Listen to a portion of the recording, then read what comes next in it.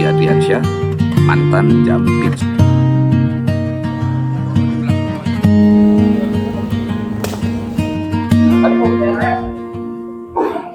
Besti, Hotman Paris resmi menjadi tim kuasa hukum Febri Adriansyah. Keputusan itu tentu sah secara hukum.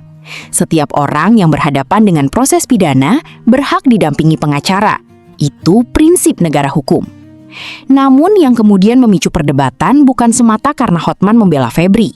Yang ramai justru adalah pernyataan-pernyataannya setelah menerima kuasa.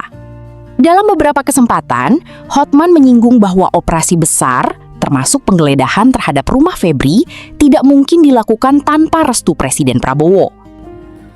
Ya, sedang ramai diperbincangkan. Hotman Paris muncul sebagai kuasa hukum dari Febri Adriansyah, mantan Jampitsus Kejaksaan Agung, begitu ya. Di mana ada hal yang saya soroti sekali terkait dengan alasan daripada Hotman Paris memilih untuk membela atau memutuskan untuk membela Febri Adriansyah terhadap penetapan tersangka, terhadap kasus yang saat ini sedang bergulir. Yang menariknya adalah alasan yang dilontarkan oleh Hotman Paris agak lucu dan akan menimbulkan banyak sekali perdebatan, di mana ia mengatakan bahwa seolah-olah Jampitsus atau Febri Adriansyah, mantan Jampitsus begitu ya, telah berhasil mengembalikan kerugian negara senilai 430 triliun.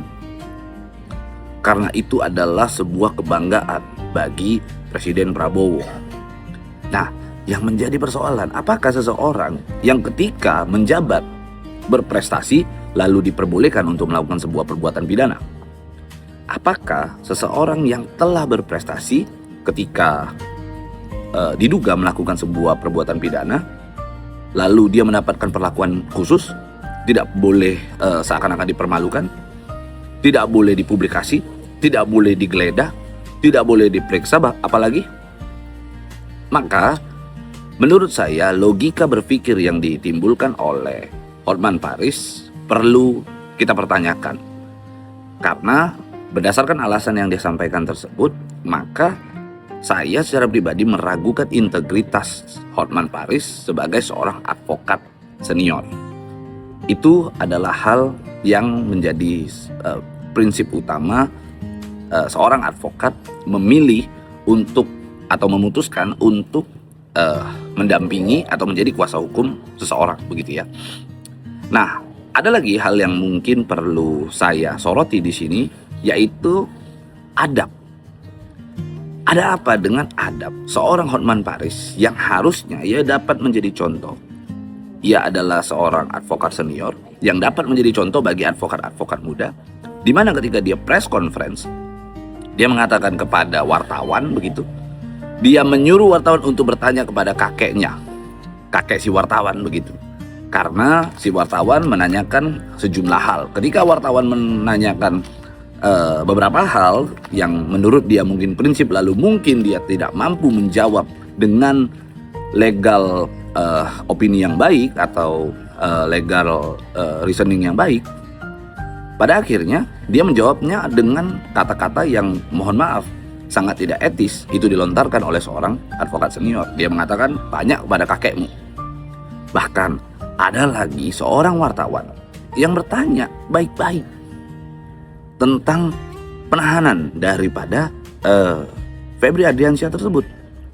Tapi dia suruh wartawan pakai otak. Pakai otakmu. Ada apa dengan integritas daripada seorang Hotman Paris? Ada apa dengan adab daripada seorang Hotman Paris? Saya sebagai ketua umum dari Komite Nasional Advokat Indonesia yang menaungi kurang lebih 1.800 anggota atau 1.800 advokat yang tersebar di seluruh Indonesia, saya sangat miris, merasa kecewa dengan statement yang dilontarkan oleh Hotman Paris. Padahal kalau dia sampaikan saja, saya profesional, saya sebagai seorang advokat, saya dibayar pun misalnya untuk mendampingi seorang Febri Adriansyah begitu, dan setiap orang yang ditetapkan sebagai tersangka sedang menjalankan proses hukum diberikan hak untuk mendapatkan pembelaan. dari advokat. Dia cukup sampaikan itu saja, sudah clear. Kenapa dia harus mengamuk? Ada apa? Itu pertanyaannya. Itu menjadi pertanyaan serius yang mungkin peran netizen di sini akan sangat penting untuk kita dapat melakukan cancel culture terhadap advokat-advokat yang integritasnya perlu dipertanyakan di dalam ruang publik. Terima kasih. Belakangan, ia juga mempertanyakan proses yang menurutnya berkaitan dengan persetujuan presiden. Pernyataan tersebut langsung memancing pro dan kontra di ruang publik. Publik pun mulai bertanya-tanya, bukankah seorang pengacara seharusnya membangun pembelaan berdasarkan alat bukti, prosedur hukum, dan argumentasi yuridis? Mengapa narasinya justru bergeser ke wilayah politik dengan membawa-bawa nama presiden? Disinilah kritik mulai bermunculan. Banyak yang menilai pernyataan seperti itu berpotensi menimbulkan persepsi bahwa presiden ikut terseret dalam polemik yang sebenarnya masih menjadi ranah penegakan hukum. Padahal hingga kini proses hukumnya tetap berjalan sesuai mekanisme yang berlaku. Tidak sedikit pula warganet yang mempertanyakan ada profesi dan integritas seorang advokat. Bukan karena membela klien, karena itu memang tugas pengacara, melainkan karena pilihan narasi yang digunakan di ruang publik. Seorang advokat memang dituntut loyal kepada klien, tetapi pada saat yang sama juga diharapkan menjaga kehati-hatian dalam menyampaikan pernyataan agar tidak menimbulkan tafsir yang meluas. Sebagian pihak justru berpendapat sebaliknya. Mereka menilai Hotman hanya menjalankan strategi pembelaan yang lazim dilakukan seorang kuasa hukum, dan setiap pengacara berhak mengemukakan argumentasi untuk kepentingan kliennya.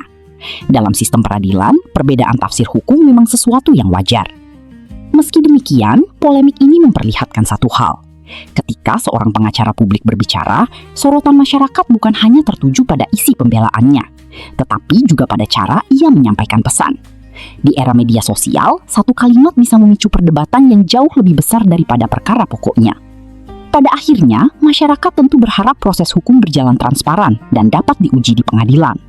Sementara perbedaan pendapat mengenai strategi pembelaan biarlah menjadi diskursus publik, tanpa mengaburkan substansi utama.